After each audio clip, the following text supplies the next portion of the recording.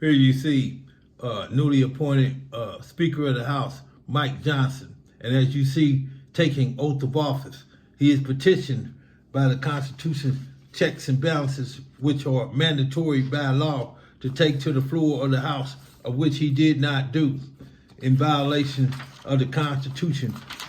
That's a breach of oath of office. Now, to affirm that, prove that to the people, there you go. As you see, take the Constitution checks and balances to the floor of the House, of which he received November the 16th and has not done so yet. And as you see, filed in the courts.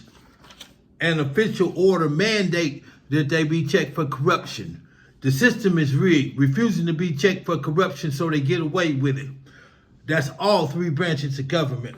And as you see right there, in refusing to do what the Constitution states, that's a breach of oath of office. Breach of oath of office requires termination. As a backup, I bring in Representative Hakeem Jeffries.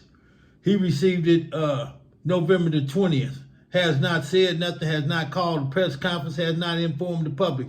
That's concealment. That's a criminal act, Title 18, 1001. And as you see right here, the Honorable Graves, take that word honorable away, because the system is rigged. When you refuse to honor the Constitution checks and balances, mean they have to be checked for corruption, of which they're refusing. That's in defiance of the Constitution. Y'all getting this? So now, HBCU students stand up national protest December the 7th against the government corruption. They must be checked for corruption. The checks and balances say that I proved this before a candid world. I am empowered by the Constitution checks and balances. Another thing they didn't want you to know.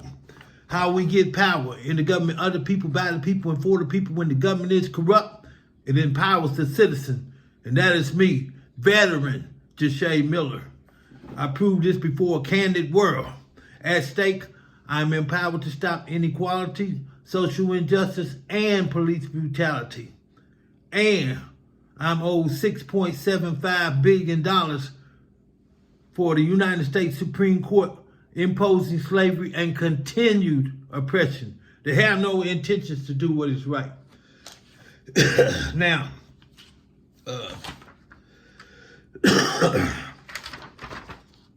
there we have Representative Jasmine Crockett called on to speak up and tell her what's going on here. They must be checked for corruption. That's the supreme law of the land.